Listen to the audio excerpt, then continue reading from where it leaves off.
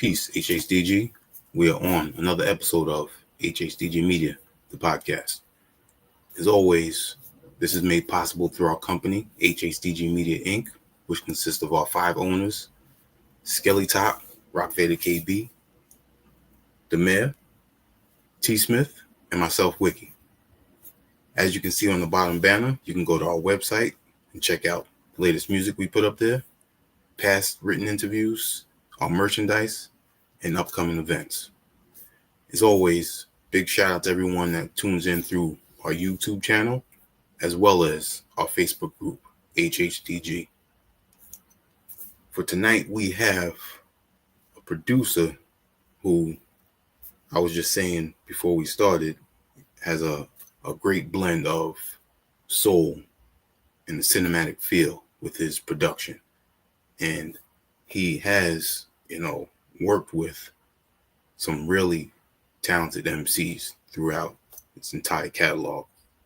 And I would say last year is probably one of his busiest. He had Rios of the Third Rail, Judas, Light Beneath the Madness, and just with those 3 alone, the amount of, how would I say it, the sonics in each of those, even though they don't sound exactly the same, they still have that same feel to them. And he has a great ability to display that for us listeners. And I gotta say also, with these artists that he's worked with, and we'll dive into that, it's amazing how he linked up with one artist and he got put on to the others. And here we are with so many of them that he's worked with. Vegas 7 and Ronin, Lord Owen, JR, Mickey Fax, Fabian, and there's much more. Ransom. So with those artists alone, that should pique your interest to know who is this producer from the Bronx. And we're going to dive into what else he has coming up for this year, in the future, and as well as what was his skills in hip hop before production. And also, part of the production is not just with the music, it's also part of his life. He's made changes in his life, and it's definitely displayed in his music. So we'll get into that as well. So without further ado, I'd like to introduce Ayo Shamir. What's good, man? What's good, my Peace. brother? Peace. How you doing tonight? I'm good, man. I'm good. Excited to be here. A little tired, but Mm-hmm. it is what it is. It's all good. How Definitely. you feeling, though? How you feeling? I'm doing good. It's not too bad tonight. Work wasn't too hectic, but got everything done that I needs to get done. Yeah, I was hitting you up because I was like, I know it was today. Mm-hmm. And I wasn't at home, so I was like, all right, yo, let me rush to get over here because I was in like the next town over. But yeah, I made it home on time. All good. Now, before we even talk about the artists that you work with, let's talk about the you MCing and how important that has been with your style of production and as well as your structure. Most people don't know that I rap before. I would say I got into writing music very early, like probably like middle school. Mm-hmm. Writing music, battling, you know, but I was heavily influenced by, the Jay-Z's, the Nas, the Mobb Deeps, um, the Jadakiss, the Maces, the Biggies. So I want to say I like my writing style and that time it was very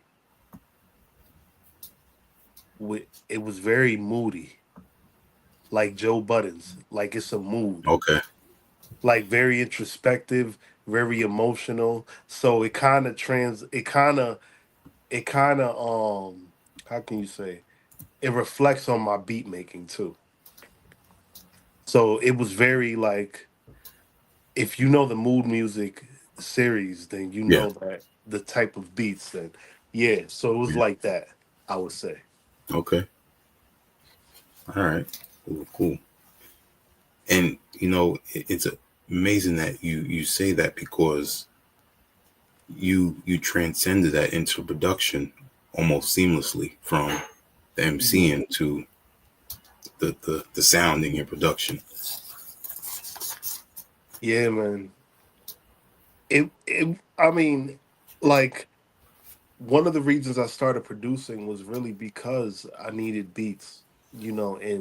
In that time, it wasn't like we might have had like SoundClick, Hmm. but we didn't have like um what's that called, like Beat Stars or all these Right. outlets that they have today. So I ended up meeting one of my good friends. His name is Nelson. At that time his name was Merk, by his stage name.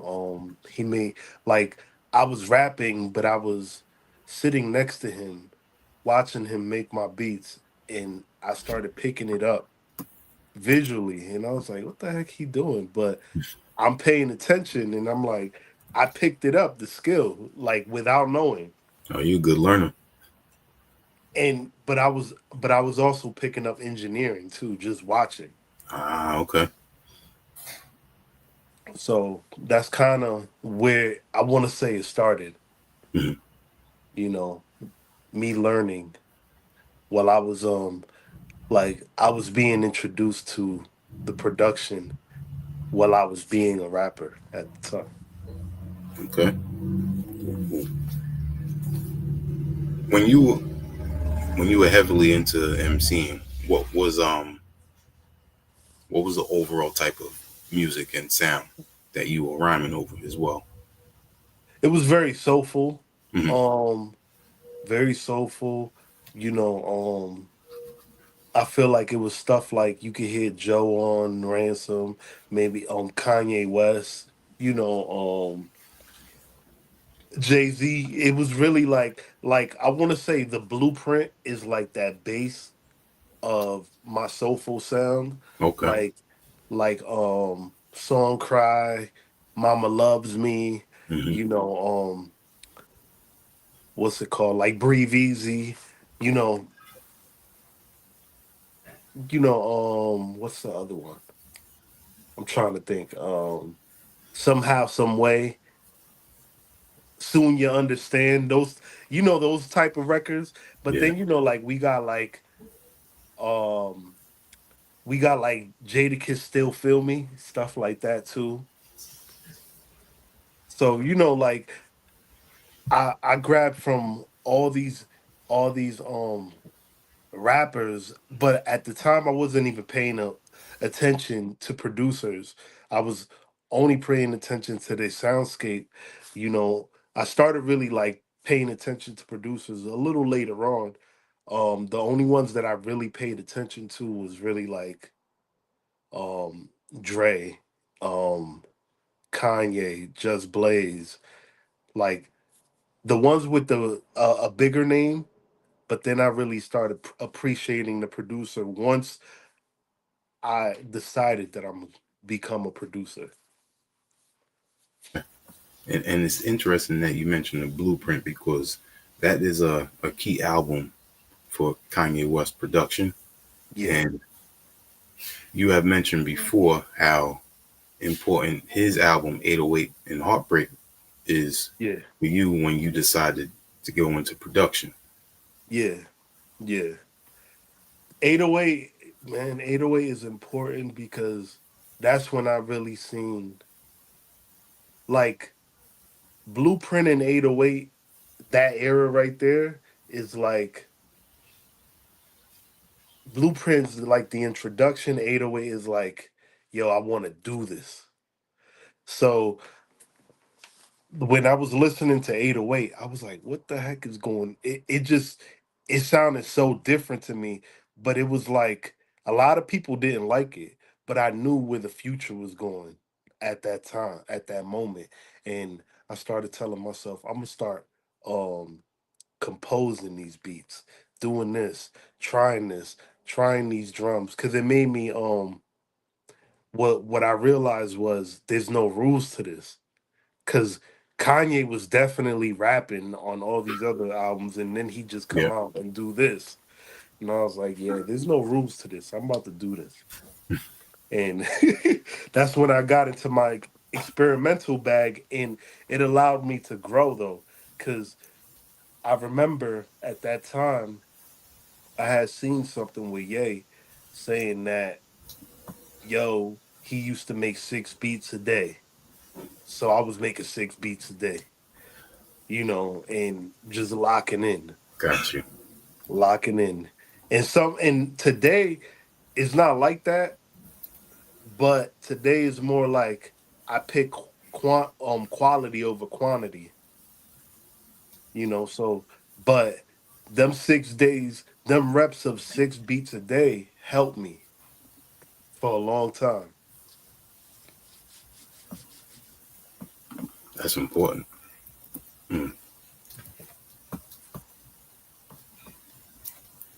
So when, I mean, I'm mostly a lot of artists that have both skills still do a little bit of both, but you strictly, not strictly, but once that album caught you like that, production really pretty much took over. All right, so I stopped officially kind of rapping. I don't want to say officially, but I stopped really rapping in 2013. Okay. Um, at that time, I was doing rapping. I was still living in New York. I was still rapping. I was making beats.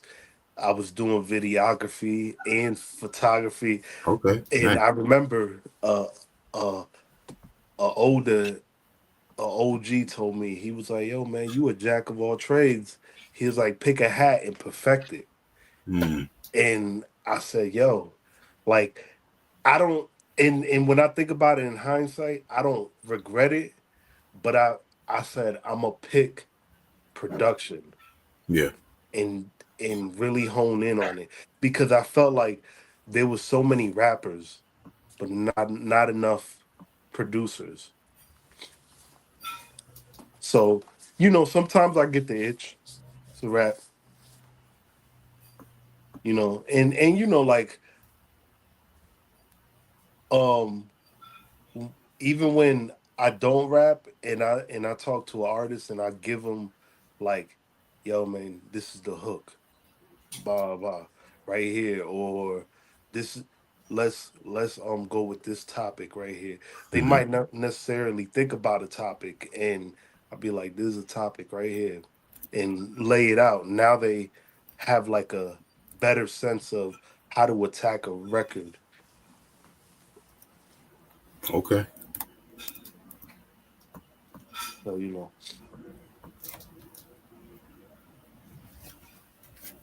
That right there,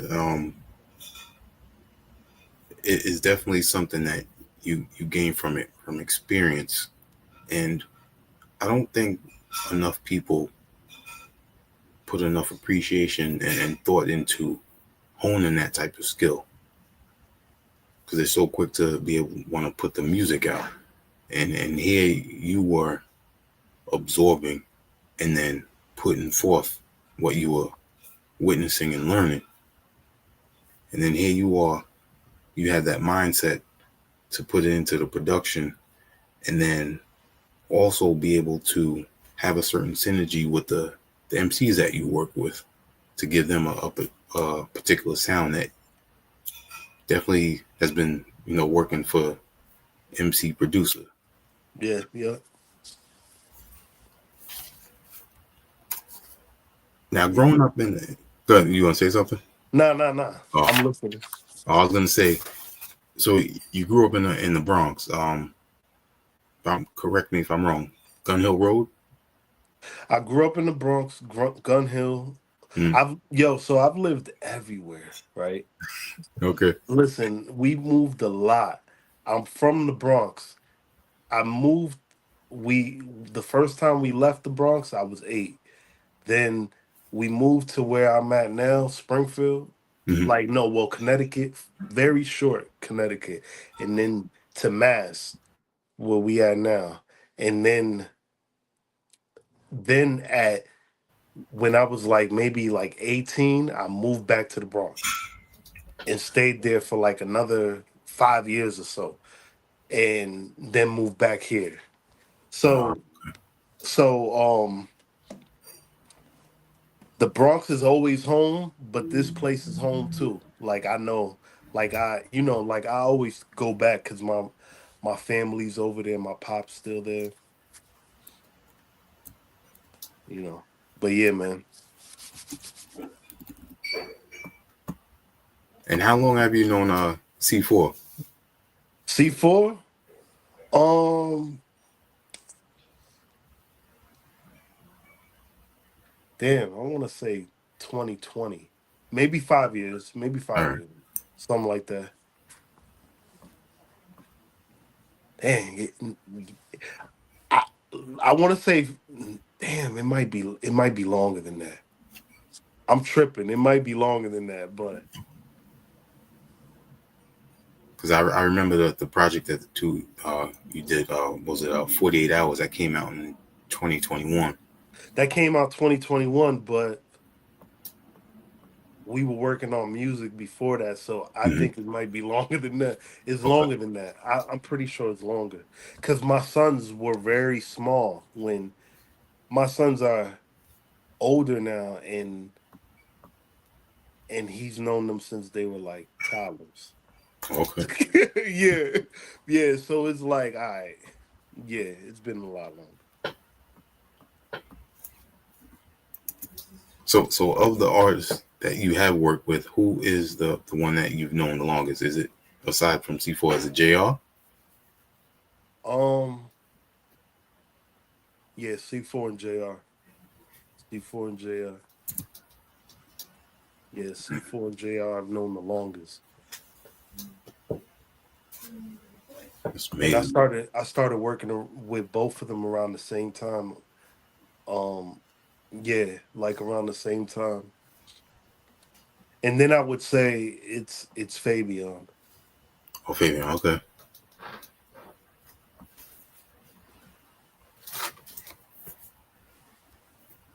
Did you ever, sit back and think that, wow, look at the talented artists I've worked with and how I've networked to another particular artist, or look how they put me onto a certain artist, even though I didn't really know too much about them, and you got multiple songs and projects now with them. Yeah, yeah. I mean, it's crazy because that's how me and JR met because of a record with Fabian.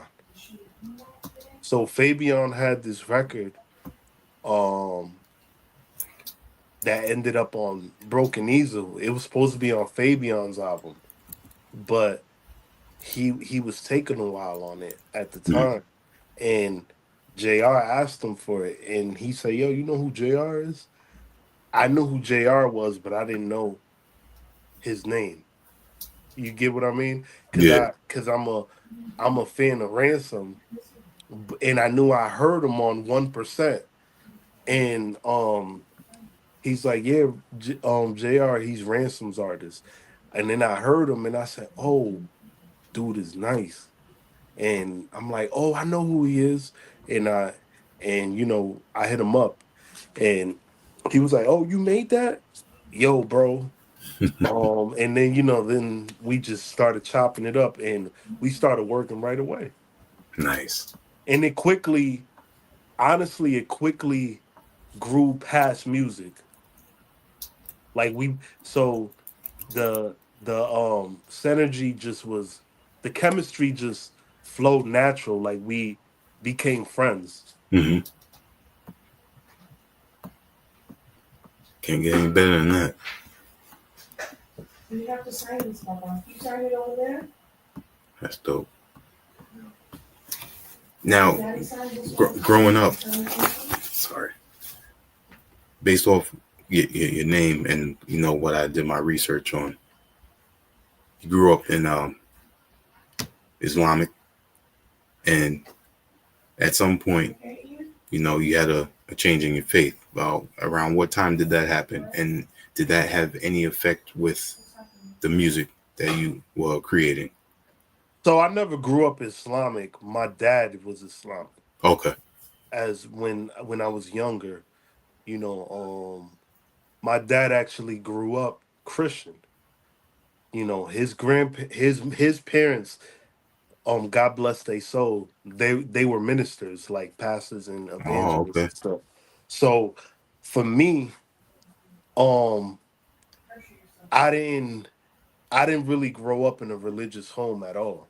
Mm, Like, Oh, I didn't live with my pops, you don't even but know? I knew, he was a 5%er and all this stuff. Because he was open about it, and he named us. He named my middle name is Shamir. My little brother's name is Kahim. And so it's like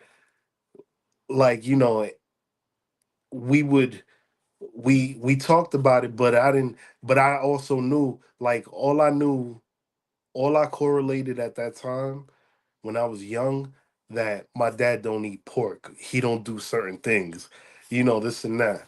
right. Yeah, so that's all I knew. But like, when before faith, my music was just how everything else is. Like, it was, whether I was talking about drugs, um, selling drugs, or talking about smoking weed, or talking about crime, talking about, just women, all that. But then, like, once faith got involved, it switched. It was like, let me try to bring a little bit of message, and give them medicine with the food, because I don't want to keep preaching death every single chance I get. I wanted to You gotta keep on. give life to, and mind you, I'm living in the Bronx. Um, all you see is negativity at times. You see gangs. I lived in on Gun Hill. There was so many gangs in the early 2000s. It was a lot of, you know, just gangs, and I wasn't even on that type of time at that.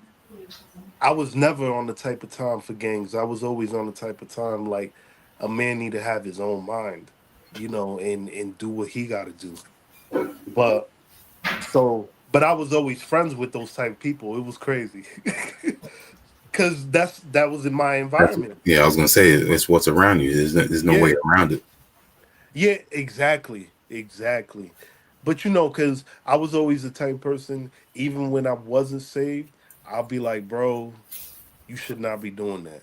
Mm, Don't throw your life away. Like whatever, like, I was always that friend that was gonna be like, bro, you bugging out right now. You got a kid at home, this and that, whatever, like, but like, things switched for me. Honestly, things switched for me when my grandmother was in the hospital. My dad's mom. okay. And that's when I seen my little cousin in the faith, and I just said, yo, I need something different, because I was going through so much, and Jesus came in my life, man. It just transformed my life, honestly. Right time. Yeah. Yeah, And I, and I was like 19. mm, wow, yeah, not everyone gets the that chance. Nah. And I had friends that died, all these things. Like I had a rap partner, he passed away, and I took that very, very hard at that time. He passed away like at 18, so it was crazy. Yeah, that's one of those things with us growing up in these neighborhoods that even I experienced that. When I reached the age of 18, it's almost like a sigh of relief because Yeah, you know people that are going through some shit. People that have died. yeah, You know, am I going to get out of this? These are the type of questions that you think about because of what you witnessed growing up. yeah, man. It sucks though because you know what's crazy? Like in hindsight, it's a blessing getting older. It's really a blessing to get older and to be able to see new life, be able to have kids, be able to Yeah, move up financially in your life. It's just a blessing because along the journey, like you said, you see a lot of people that didn't make it, even past 21. Whether they died or one of the worst things is they get hooked on drugs. true. Yeah, And I always thought about this, like, um, I'm about to be 38 now, right? And I always thought about this that people from my generation won't get hooked on hard drugs. I don't know why I thought about that when I was younger like that, but that was a naive thing to think of. Like it was just naive to think like that. yeah, I get Because it. like the 80s was the crack Yep, epidemic, and we probably, I think a lot of people were thinking like, yo, that's for the old heads, that ain't gonna go it's to gonna the young. happen. Yeah, yeah, yeah. Yep. I think it was just last year I saw somebody on the train smoking, and then I'm like, damn. Yeah, it's crazy. But even if it ain't those that type of drugs, there's pills. Yeah, this. Yep, Is so many other things that's grabbing people. scary. What I was gonna say is, having someone close to you pass away makes significant changes in your outlook on life, and at the same time, I have two sons, so I can relate to when you were mentioning this. Watching them grow, you see a little bit of yourself when you were younger, Yeah, and yeah, again, it's a blessing, and you get to appreciate that part of life. yeah, man. I'm glad I get to see my sons grow up, like be able to see them like my oldest son, he's into music. It's beautiful. He don't do the same thing I do, but it's just beautiful that he's like he's a drummer. He loves to Nice. just be able to play and stuff Hmm. like that. And he's free. He's at that stage where it's not a job to him. He just does it because he loves it. You know, Creative freedom, yeah. yeah. And Nope. I, like I'll give him any game that I have. I'll give it to him. That's the beauty of it right now. So Yeah, that's beautiful. I wanted to ask about how did you link up with Lord Owen? um, so this was during COVID, right? Um, Mickey was having these the bars app. chat, like it was like battles online, and I um remember that. he was having that, and I ended up running across him and Vega, both of them. But and at that time I didn't know that they battled, but it was JR that base. So I if I get into the story, so JR is like the tie to this because I did the record. I was working on Broken Easel. Remember I said with him, and we did the song called, I think, Broken Promises with Ransom and Mickey. Yep. And Mickey was willing to work with me because I was just coming up. He was like, "Yo, man, you did a record with Elzai, and why didn't JR put me on a record like that?" He was saying that, and he said, and I said, "I don't know, bro, but I could do something for you, whatever." And at that time, he was talking like he was gonna.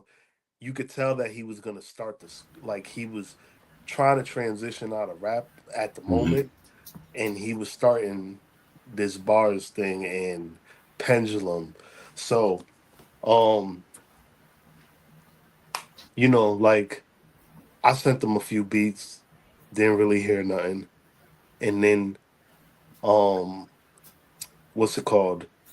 He starts doing these battles, and JR tells me, "Yo, you heard such and such, you heard such and such," and I hear them, and I said, "Oh, dudes is nice." So I ended up um start linking with Vega first, but it happened simultaneously because it was Vega then Owen, and so all I remember, it was like both of them around the same time, and they got cool, like super cool, That's dope. because they sparred with each other and they respected each other. And I said, "Yo, Owen, he invites me to Barzai 95 in New York. Mind you, remember, I'm not living in New York no more, but I'm 3 hours away." And he said, "Yo, come down, bro." Um, he said, "I'm gonna be rapping over there. Can you make a beat for this?" And I said, "Yeah." So I made a few of them.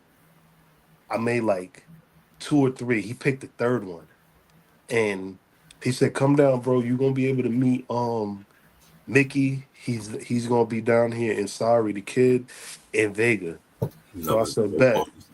Yeah, I came down, met all of them, and we all chilled. We had dinner, all that. So then it was just like it was a go ever since.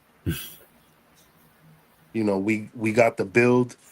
Me and Owen just became good friends. That's fine, man. And all, it's crazy because they're all talented. Like every single person you mentioned is, and they're not just strictly on some bar heavy type of lyricism. Like they all can make music. Yeah, you know what's funny about that? Low key, they try to put Vega in that box with just bars. Vega really is an artist. Yeah. You Yep. know, they tried to do that with JR too, but JR is really an artist too. And um I think sometimes if you confine yourself to the underground space where you just feel like you're just underground, you will stay stuck in that box of just bars. True. But like Owen is amazing. He's an artist. He could sing, he could do rap, he podcasts, he he's sometimes I'll call him, like, be like, "Bro, what effect you use for this?" Like, cause he knows how to engineer. Uh huh. Like, he knows how to do a lot of things. That's dope. But yeah.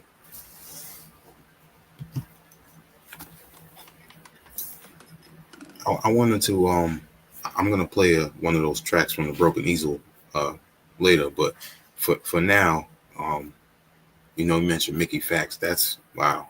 I've been listening to Mickey Fax since the Black Apple days. Okay. It's definitely been a minute. I mean, seeing how far he's come, and then also, his education of with the lyricism with others, it has been a dope type of maturity as well. He's one of the best, man, with words. What's crazy about him is that working with him pushed my productivity up. Because when we did It's Only Us Here, right? I thought I worked fast, Mm-hmm. but I didn't. I learned that I really didn't work fast until I really worked with him. And like I'm gonna give you an example. I sent him like 10 beats. He sends me like 6 records the next day. Wow. I was like, what the hell? Like, what the heck, dude? And he's like, yeah, send more. Send more. And I'm like, yo, I was shook at the moment. I said, yo, I gotta step it up.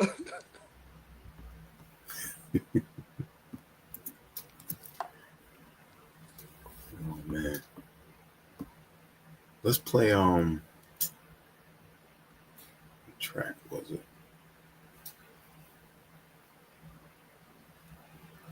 Was it Growth? Is that the one? Growth is with Elzar. Yeah.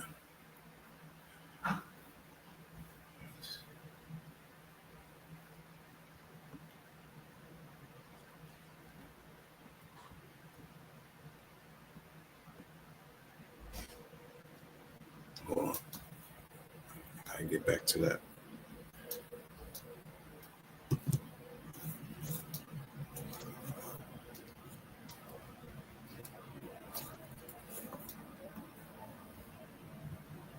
All right, there it is. Empty Promises.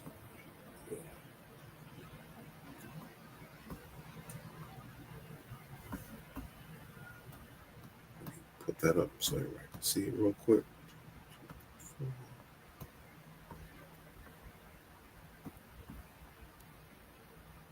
It plays in here. Yeah, I'm going to put it up right now. I'm going to share the other screen. There it is.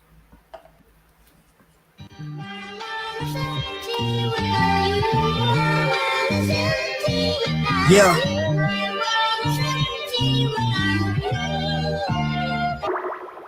Look, these rappers throwing bait to the realest in it. I never claimed to be the realest in it, but I'm real ascended. While you check the footage, while the real is in it. Forget the cameras, I'm working behind the scenes to get the real incentive. Spit a real sentence, then judge Mathis. You just average. Watch me score 50, it's just practice.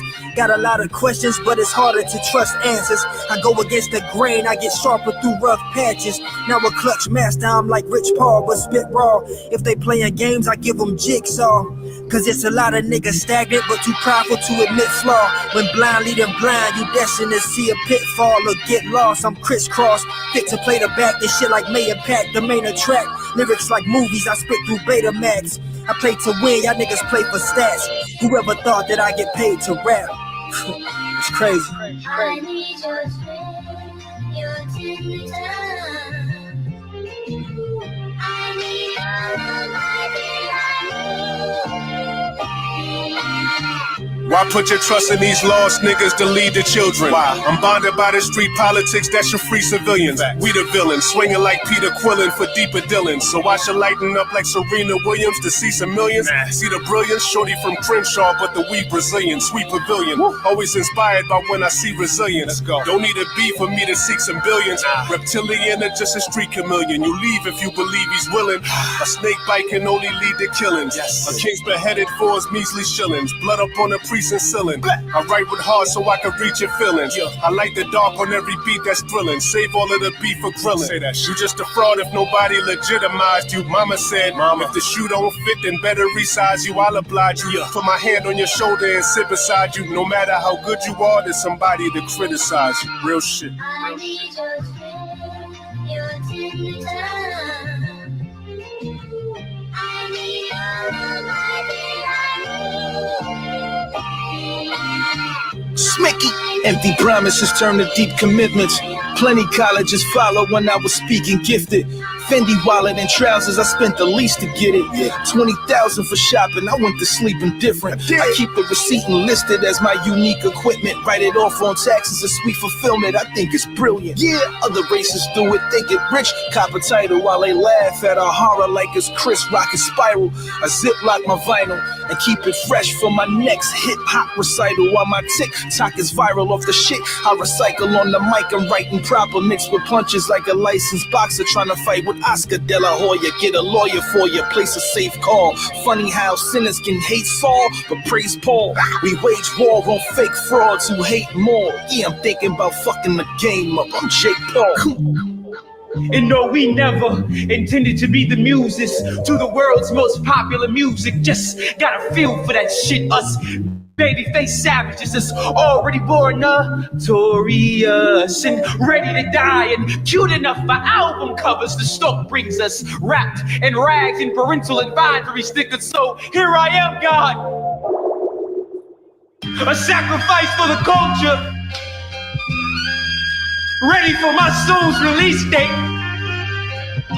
to be placed on an eternal screen, to be forever laid to rest in the casket color cassette. I can hear it now. My demise gonna be the most requested at all the parties. Tell Big Mama her baby boy got his own hymn now. See, Mama smoked the bass, now I'm the boom daddy. Sip the liquor, now I'm a bar. That's not no record scratch. That's just me trying to come about this cat. Trying to unzip this body. That's one of them ones right there. That's one of them ones right there. I can't hear you.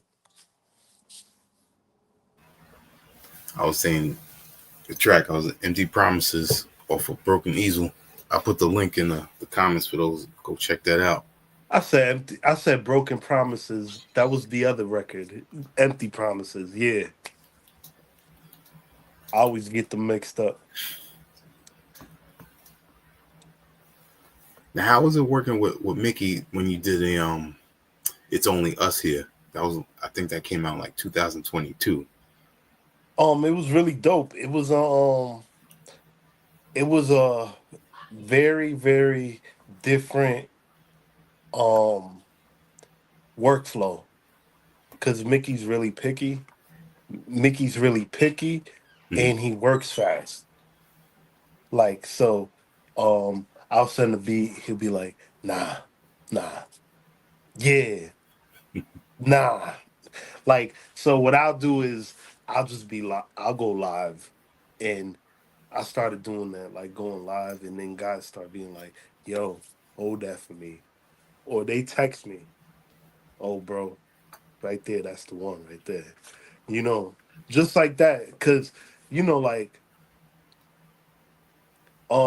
I think in the beginning, what I was doing was I was thinking too much, like, and what I didn't, you know, one of my guys that he's a trusted voice, he told me, yo, they coming to you because they want what you bring to the table, not you bring to the table what they already have. Got you. You know, because I was thinking like, oh, yo, you know, like kind of make what they already have, but it's like, nah, they want what I have. Mm-hmm. Like the style that I'm bringing. So, you know, I didn't understand that in the beginning, but I totally understand it now. But it was fast. Yeah. With Mickey, it was fast.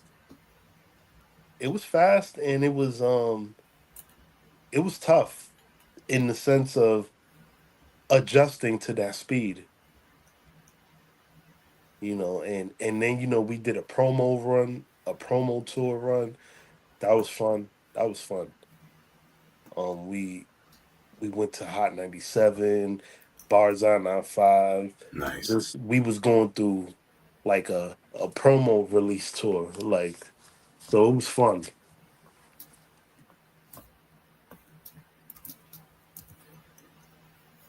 Now it's good that you mentioned, that they came to hear what you present, not what you're trying to give them.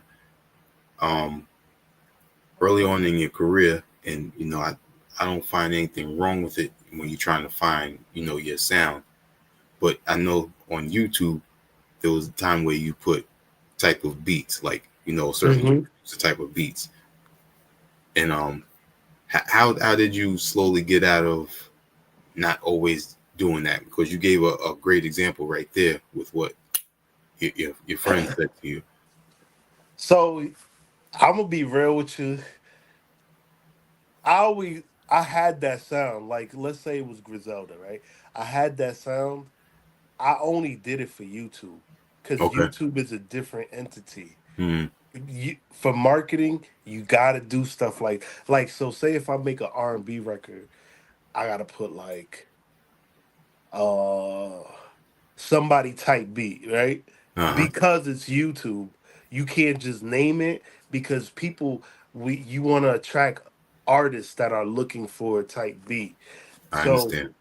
so like when there was a moment when I was making soulful records, I was doing Jay-Z Nas type beat just because I knew that people that like Jay-Z and Nas are going to find this beat and they're going to want to buy it.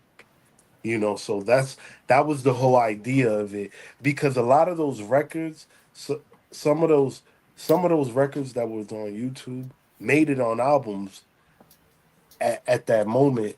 um I think one of the biggest things that it wasn't that made me that I stepped away from it, the YouTube monster, was really because I started focusing on doing albums. Okay.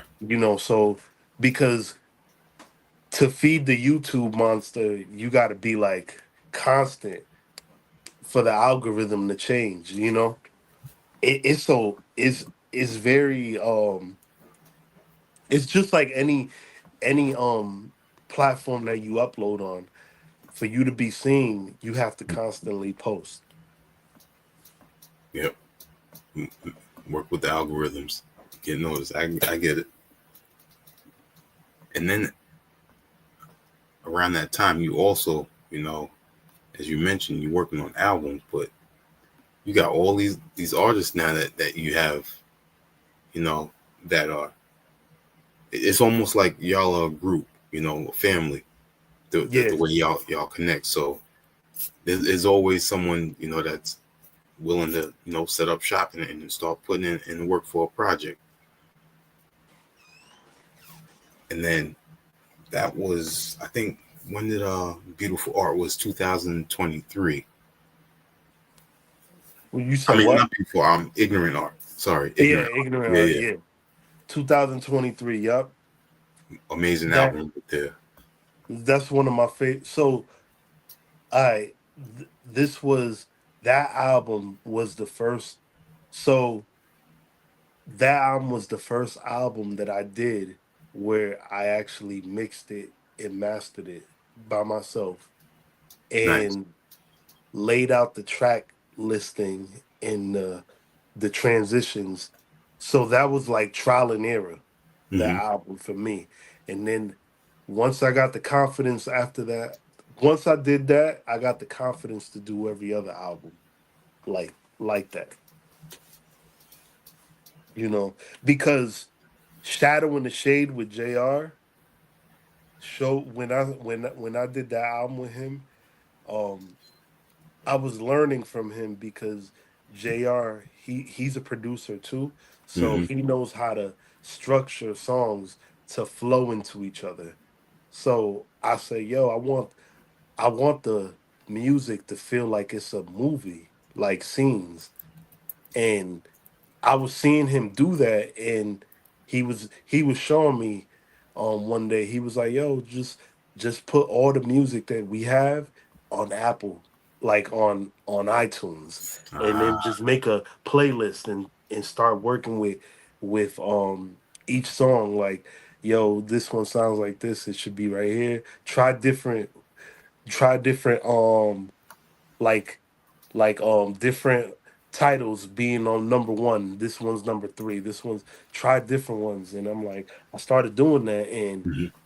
I started noticing what flowed best, you know. So that's really how ignorant art played out, and it came back to um Fabian, me knowing Fabian from around the way, because I live in Mass now, Yeah. and Fabian's from out here. Yep. Um, and the craziest thing is, my old barber introduced me and Fabian to each other because we have the same barber. So Oh man. yeah, so yeah, like it was like that. So then that's why, um, ignorant art was easy to do, in the sense of, he lived really close to me, but but Jr. is down south, so Yeah. um Wilson, NC. Yep. yeah, yep. And then, like when I think about ignorant art, I was I just told them the idea of it, like it was influenced by like Basquiat, Picasso. But when I was watching some of the movie of Basquiat, um Warhol looked at Basquiat's art and said, "Ugh, that looks primal." And he thought his art was ugly. And Mm. then he looked at it and he said he realized it was beautiful, but he said it's ignorant. But so I was telling them, there's a coin right here, and we got this coin. On one side of the coin we got a Kodak Black, but on the other side of the coin we got a Nas. They can be existing in both, in the same space. Yep. So I was telling them that some people might look at this art as ignorant. So that's where the idea came from, ignorant art. It was a that yo, I love that because it really helped me as a artist producer to start making projects. I feel like each project that you've produced has helped with your progression. And Yeah. if you listen to Ignorant Art and then the following year with Judas, you know, you still get to hear different type of sonics in your production, more so as each project is being released. Judas was dark. Yeah. Was dark. Judas was dark, and it was like, um remember when I said going through moods? I was going through, like, so much in life at that time, where I had somebody snake me, and it was like, and I had to realize that, Jesus needed Judas to get to glory, to be able to. So we're always going to have somebody that's going to do something to us, but it's going to get us somewhere where it's going to elevate us. True. So I thought about it like that, but it was also just thinking like, um watch it in a circle, watch all these things. So it was so many aspects of Judas. So Judas was really like a movie, when the way I, like, by the time I got to Judas, I was like, yo, this I wanted it to feel like a movie. Like, by the rollout and how the album just started. You know. And you work with some what's his name? Young Paul on it. I interviewed Young Paul. Oh yeah, that's Yeah. dope. That's dope. That's Yeah, dope, that man.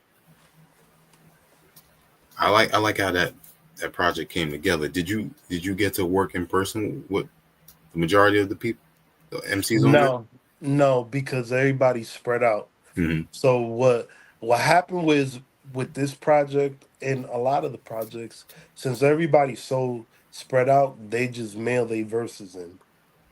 Like, but it's like it's almost like the way we work today is even though they mail their verses in, we in contact so much that it feels like we there. Like so I might be like, yo, I need you to switch this little part out right here, blah blah, or um this gonna be the hook, or this and that, like, or yo, this record right here is gonna have this person, and Hmm. this person is gonna do the hook. So that's how I structured that album.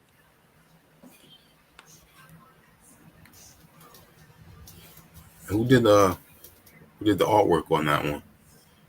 I did, All right. I did,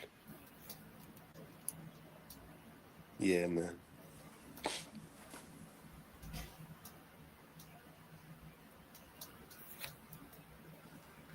When sticking with Judas right now, you had I think it was Secrecy. I think Young Paul started that one off. No, Or was that that was C4? Commissioner. Oh, was it Commissioner? Okay. That one, I feel like even though almost every track has, I think, yeah, almost every track has more than one MC on it.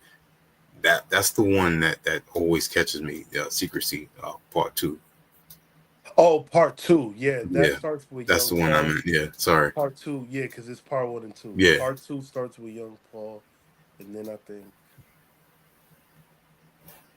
um Lethal, and then Riggs. Yeah, yeah, yeah. I think I don't know the lineup off the top of yeah, the head. I know C4 ends it. and me and Riggs is good peoples as well because we both Staten Island. Okay, that's dope. And what else did you have in after Judas was what was the next one? I'm trying to remember. Oh, it was Greer to the Third Rail. Yes, yeah.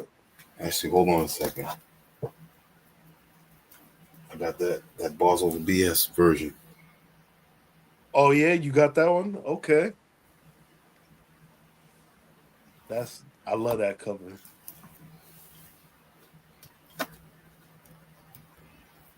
With you and Vega, I feel that especially on this album, speaking on religion and how he intertwines it was almost like it was the perfect timing for the two of you to put this together. Yeah, yeah. Nah, it was we did the album within like a month and a half, but I want to say it was like maybe 3 years in the making Hmm. because we knew we was gonna do it. We just didn't know when, and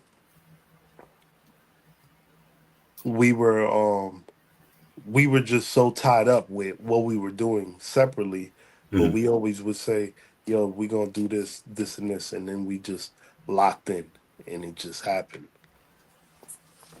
And griots, man,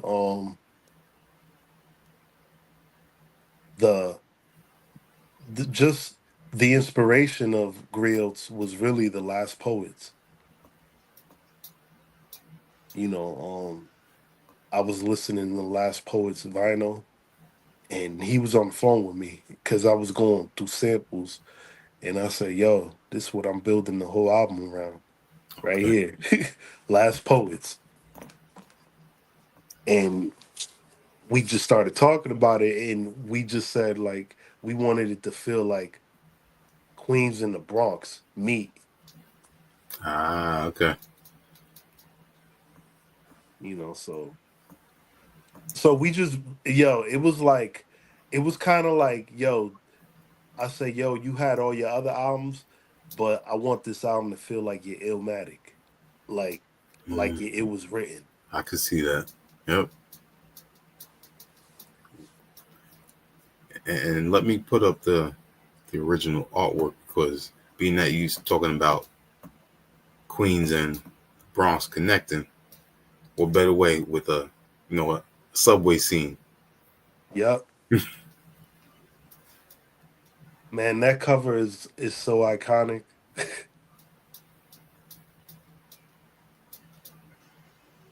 And Yep. you know what you know, like what people don't notice is the dude behind her with the headphones, black dude in the back. He like he gets overlooked because all you see is her.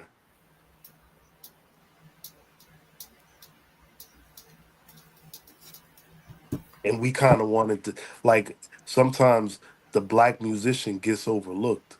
Mm-hmm. Cool. Cool.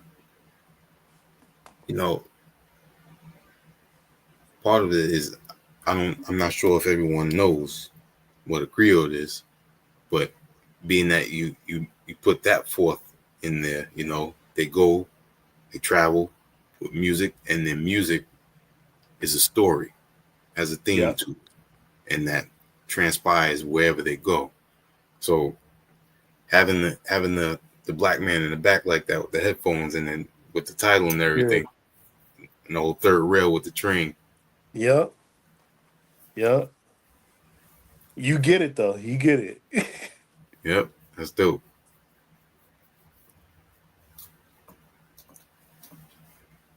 Who worked on conceiving that? That was both you and Vega for the cover? Yeah, I was going through a lot of photos and stuff, and I showed him that, Mm-hmm. and I said, "Yo, let's do this."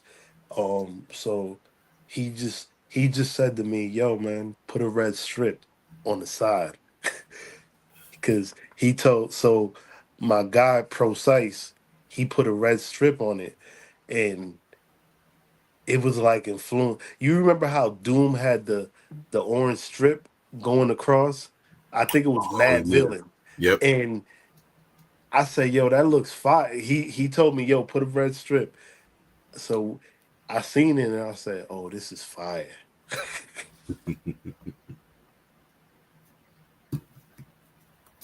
That's ill. And then following up with that, you had Light Beneath the Madness. Yep, yep. What's That's the this? beat tape. Uh-huh. Yeah.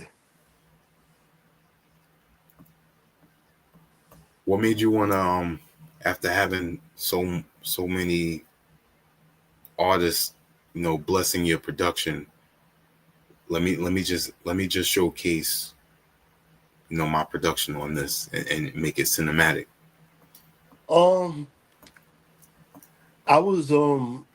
I was watching. I think I was watching Genius, right? The Kanye doc, but I Oh, was okay. also diving deep into Dilla and thinking about Donuts, how he made that while he Mm, was sick and on his deathbed, and I was kept thinking like, dang, like This man still has so much artwork that didn't come out, and he was working. They say he was like chopping records up in the hospital. Hospital, yeah. So I thought about it like, yo, um, I never had a beat tape, and that so Dilla and Ye was really the influence to that. That's ill. And is every track that you made for this on the project? Because I believe it's let me see, 12 songs on there. Yeah, every track on that project on Light Beneath the Madness, which is not even on DSPs. No, strictly It's on Bandcamp. yeah, so it's I should put just the link up. yeah, on there it's really it was just yo man, it was that joint was really influenced, and I said, yo, I'm gonna do just beats on here and make it and put skits in between and make it feel like so the way I made it feel was like, yo, if you plug in rappers, this is the album right here. Ah, okay. Got that. And at the same time, and I know you're a Madlib fan, I got that feel too. Yeah, yeah. So you know what's crazy? I like Dilla, right? But he's not my he's not my top 10 or my top 20. Okay. But everybody that I like, he influenced. It's weird because because I'm really a Madlib fan. Hmm. So, Madlib, people, like, so while I was doing my research on Madlib and Dilla, they would say that Madlib is like the other side of Dilla. So, that's when I really I was like, because, in the Freddie Gibbs era, the Pinata and Uh-huh. in that era, that's when I really tapped into Madlib. Okay. And but I knew who he was because of Doom. But it was that production that really made me think like, oh nah, Madlib's tough. He's tough. So yeah. And they both, Dilla and Madlib, they had their own unorthodox way of their production. Yeah. Yeah. That's what I picked up from Madlib, really. Like he a genius at these samples. Hmm. Yeah, He a genius. the Beat Conductor series is, is still one of my favorites. And even the Quasimodo stuff, the whole alter ego with the voice, because he was one of those people, he didn't want to use his own voice. So I got a Quasimodo vinyl. nice. Yeah, so yeah. Nah, I'm a fan. I'm a fan of his. Like, and I think he dope at rapping. Oh yeah. Yep. Him and his younger brother. You know, it's crazy because, for me personally, like, I thought about the rapping part, right? And I would probably make him a character, the rapper. You know, yeah, make him a character. That's dope. That would work. Definitely would work. Not to interfere with my production side. Uh-huh. Now, being that all of your projects have that cinematic feel, I gotta ask, have you ever decided to maybe lay down like a soundtrack for maybe a show or a film? Yo, you know what's crazy? Um, Around the time of Judas, um, I'll never know if I got asked to do a show, which I didn't know if he was scamming or not, but I was like, because I didn't have too much information, but he asked me, yo, like, he was trying to get the show um, lit for Netflix and YouTube and Okay. different platforms. But, it was music that um, myself and JR had made, so I understood that, like, it fits like shows at times. It could fit shows, But I always wanted to do like TV or video games, you know, because especially TV, like Power or something, it would fit. Like Oh yeah, if I tweak the sound a little bit, it'd fit. I agree.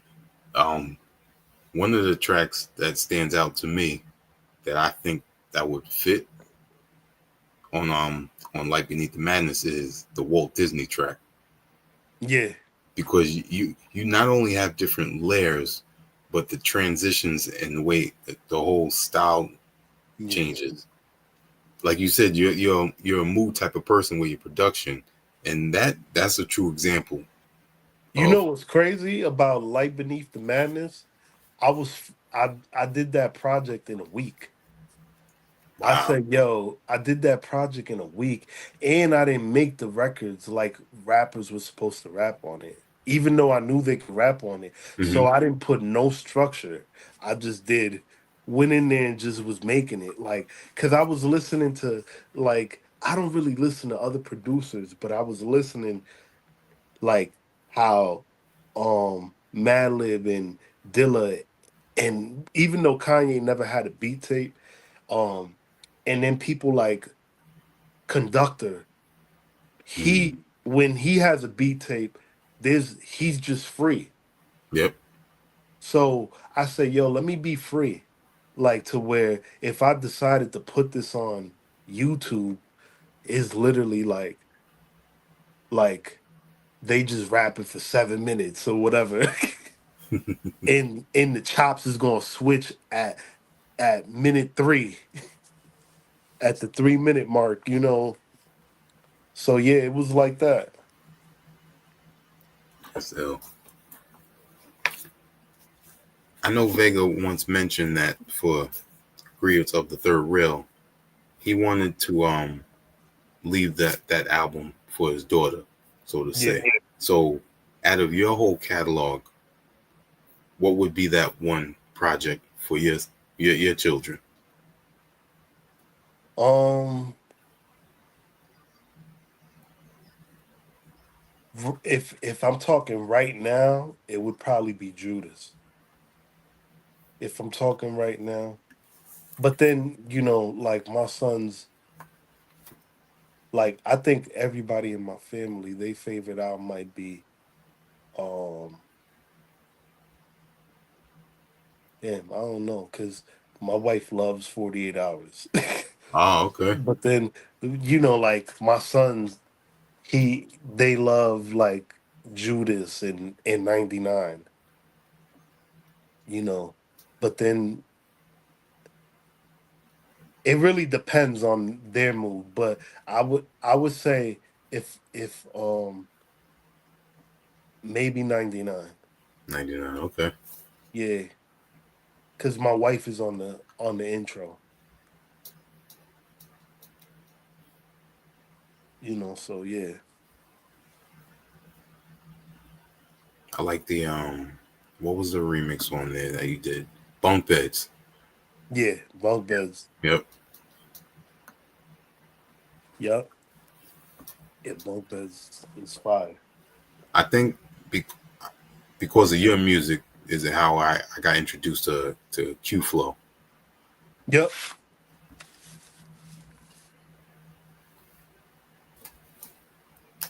Yep. Q Flow, he a good dude, man. Young boy. Cool. So what is coming up next for Ayo Shamir? I know you know Lord Owen, Vega. JR, I know you got some upcoming stuff with them, but is there anything that you could let us know about? All right, so I do have a project I'ma lock in this summer with C4. Okay. But I'm gonna be doing the Light Beneath the Madness album. And it's gonna be rappers on it. But Ah. yeah, so now and then I'll eventually put out the beats on DSPs. Hmm. But the difference is whoever got it on Bandcamp, whatever. What's gonna happen is there's gonna be new records on the DSPs. So and it's gonna be a lot of people um that I've never worked with, Hmm. so like I'll give you. I'm working with this young kid, Surgeon. He's gonna be on the album. Vega is gonna be on the album. Owen, Jr. But then I got this Passport Rav is Oh gonna be yes, on there. dope, Rico Sama. dope What's his artist. Yeah. name? There's this artist from London, but he's out in the West Coast now. Um, his name is Kieran the Nomad. Fire. Kieran, no. Fire. I'm gonna send you some of his music. Okay. Fire. All right. Fire. He's gonna be on the album. Listen, when I say he's nice, he's like he low key got like Kendrick 3 Stack vibes. Hmm. Like That's really artistic. Like he could like kind of like sing, rap, hmm. like really rap. Yeah. Like he's an artist. He got a dope song out right now with West Side Boogie. Ah, Yeah. that's a veteran right there. So, and then I want to say who else? Oh, I'm working on a new album. Another album that I'm working on is this. It's with a new artist. Nobody really know him yet. His name is Dupre. Um, it's a R&B album, fully produced by me. R&B, like, listen, and that's what I'm locked into that, like, Okay. because I really want to tap into. I really love R&B music, so Hmm. that's what I really wanted to make for a while now. So to finally have an artist to lock in with, you know, is gonna be really, really dope. Can't wait for y'all to hear that one. I mean, in all honesty, your production can span multiple genres easily. Yeah, yeah, man. I mean, it's crazy because, like, um, yeah, like I thought about it. Like I always, because I listen to R&B so much, I'm like, yo, I'll listen to people like Sir and Leon Thomas, and I'll be like, I could make this and really get into this bag and just. But it was always all about tapping in with the right artists and and them being able to make it. Yeah. Because at times, sometimes people see. I think that R&B is not the same as what it was 10 years ago. Today, because more people do trap soul than they do R&B. That's true. Hmm. You know, so like I'm trying to tap into the Leon Thomas, Mm, Sir, Maida, gotcha. what's it called? There's a lot of independent artists that Yeah, mm, yeah, like tap Isaiah in, they still Falls. doing it. Yeah, Isaiah Falls, Yep. that type of R&B. And even like Summer Walker, Mm. you know. like that type of vibe. And even SZA too. Yeah. I don't sleep on her either, but like those type of, you know, I'm not saying like I don't want to do nothing like Bryson Tiller, but I'm trying to like get into the lane of like her, you know. Yeah. I feel you on that. Yep. You know, being that you was just talking about singers again, Light Beneath the Madness came to mind. The track Culture. I could definitely hear any of those singers over there. Really? Yeah. Okay. I gotta play culture now. I gotta play culture. Think about that. Especially Leon Thomas. See, now that you say that, you make me want to put um the artist I'm working with, he got those Leon Thomas vibes. Okay. So now you make me think like, damn, I gotta put him on this record. Yeah, definitely go re-listen to Culture again. Yeah, now that I think about it, I'm like, okay. You got me hyped now for that. Let's go. Now you Yeah, started nah. off. I was gonna say you started off with Fruity Loops. Are you still using that? Oh yeah. Yeah. Okay. Yeah, yeah. Nah. I'm a vet on there. I've been on there since 3. It's like, what is it, like 24 now? Something like that. Yeah. Yeah, it's wild what it is right now. But yeah, it's like, yeah, like when I started, it was Fruity Loops, and then they switched their name to FL. But like it's so easy for me to work on it. So like, when I remember the era where they used to make fun of it, and it was Yeah. like people would say, "Yo, go to Pro Tools, go to Pro Tools." Nah, like I mix and master on FL Studio. You know, That's dope. um, this old like he started like this producer. I remember early on. I think he was on YouTube like this early on. You ever heard of Johnny Giuliano? He was a SoundClick producer at early on, Don't but sound then familiar. he was rocking over there on that platform. Hmm. But he later, somehow transferred over to mainstream, and then he became one of those producers that sells drum kits and all that. So Johnny Giuliano, I remember him saying, "Yo, man, just do it on the DAW that you it's your skill makes the DAW. It's not the DAW makes you." Like, Hmm. because people be thinking, "Yo, you got to just be on Pro Tools and it's gonna make you sound much better."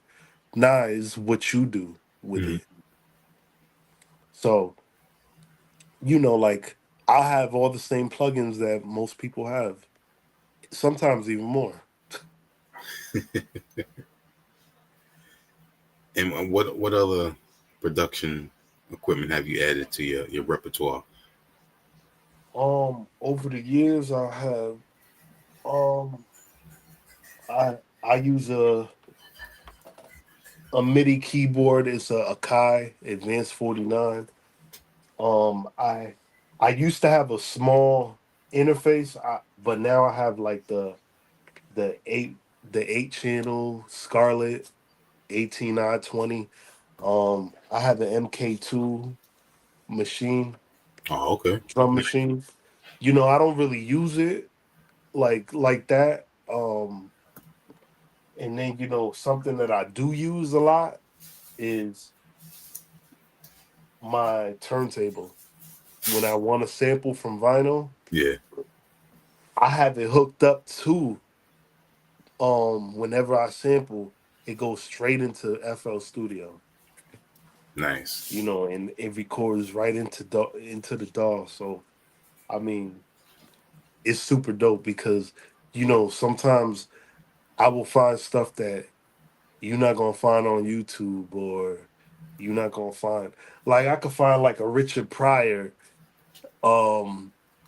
skit, like from his comedy show, and you might not see like the video online or whatever because it was in like some small town or some small club because they used to press up anything back in the day. Yep. And yeah, so like I'll find something there and take like 8 seconds of it. Gotcha. Being that you mentioned turntables, how's your record collection these days? Man, I need some new shelves. Need some new shelves. Oh man, Yeah, man. I might get one more myself, but a lot of my stuff is in storage right now. See, I don't want to get there where it's in storage, but Yeah, I need some new shelves. out Like, of sight, out of mind. That's the problem. yeah, no, I need some new shelves because, like, I mean, one thing that I do is if there's records that I don't care for, Hmm. like, say I might sample something out of it, but I really know that I'm never going to listen to it again. I put them in a pile and be like, all right, yo, these are I'm gonna sell them and get ones that I want, like really want, like I I bumped the I bumped into, let me see. All right, for example, I bumped into,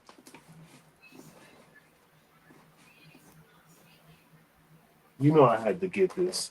Come on, man. Oh yeah. Come on.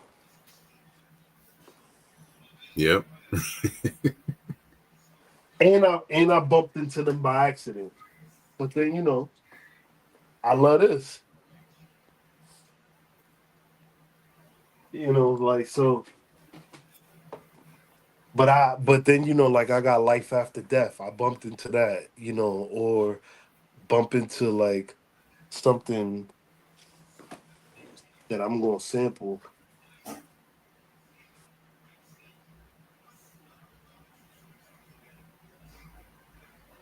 Like this.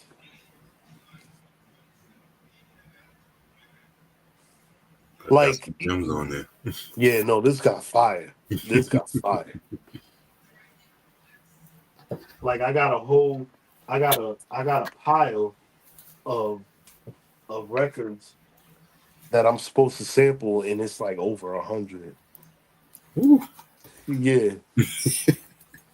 because I'll be online sometimes, and when I'm on IG and I do the live, and say I'm going through the records, some people stay in there, but what happens is when I'm playing music, if it's not super rare, they shut the Shut live it off. down. Yep. Yeah, which I hate that part, but they shut it down, so like, and I also think it depends on the label. Like if it's like Warner Brothers, Universal, if it wasn't like these mom and pop labels, then there's not. If it's mom and pop, I feel like they don't shut it. But if it's not, they shutting it down. Mm-hmm. Like I played Michael Jackson one time. It didn't even take long to shut it down. It was quick. It was quick. They gotta stop doing this. That's why a lot of the DJs that were on IG, moved over to platforms like Twitch. Yeah, because you could play stuff on Twitch, Yeah. right? Yep. See, I honestly wish it was like that on IG. You know, like I think it's very hard to build a platform on other when they're not connected to each other. Yep. It is. Mm-hmm. My last question for tonight. You definitely found a way to touch the people, with your production. And so my question is, how do you leave a piece of the music, a piece of you in your music? How do I leave a piece of me in my music? Um,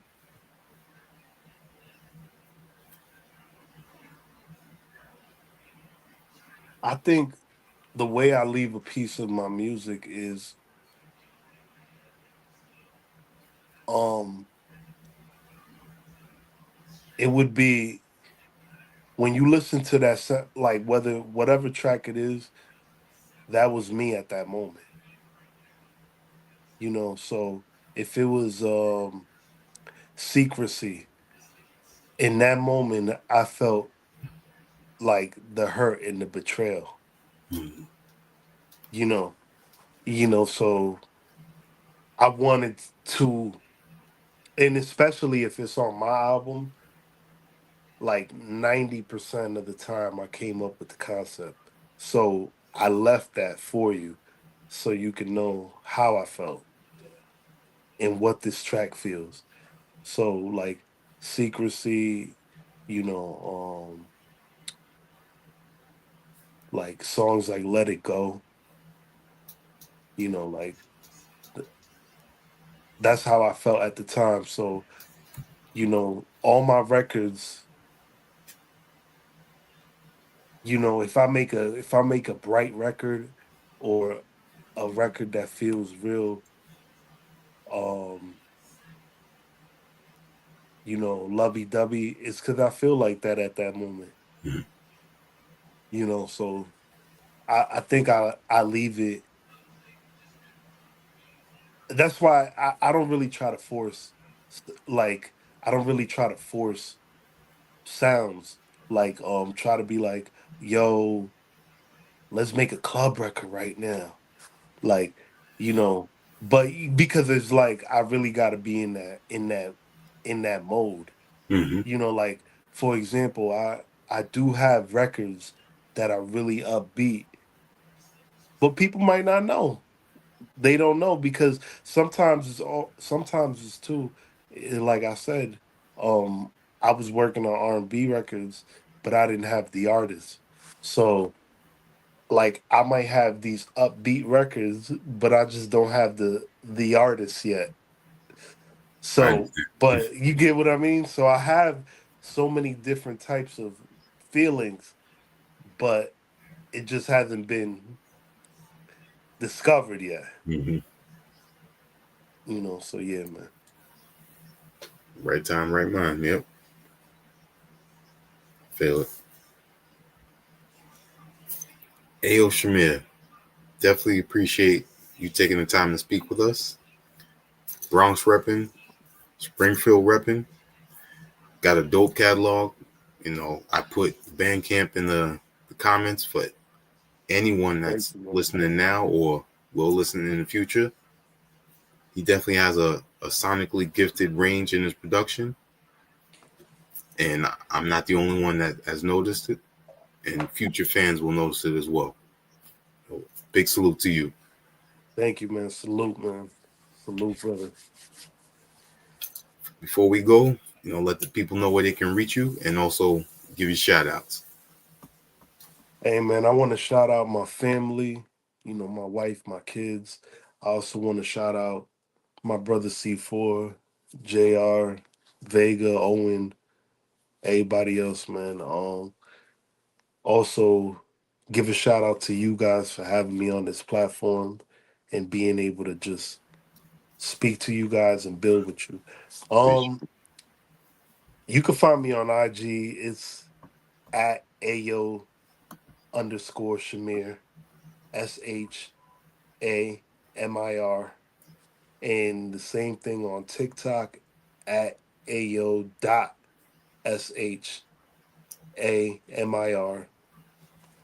And the same thing on Twitter. There it is. Thank you once again, and I definitely welcome you back to speak when more dope projects are soon to be released. So y'all stay tuned. I'm dropping on the 30th of this month. All right, see, First track. So yeah. First track of the year. So I'm dropping on the 30th. dope. There's gonna be a single coming up. Okay, I'll make sure to share that on the platforms. Amen. Amen. I'll send you. I'll give you some more information in the DMs and stuff. All right, appreciate that. On behalf of our HHDG Media crew, we're gonna say peace. Peace.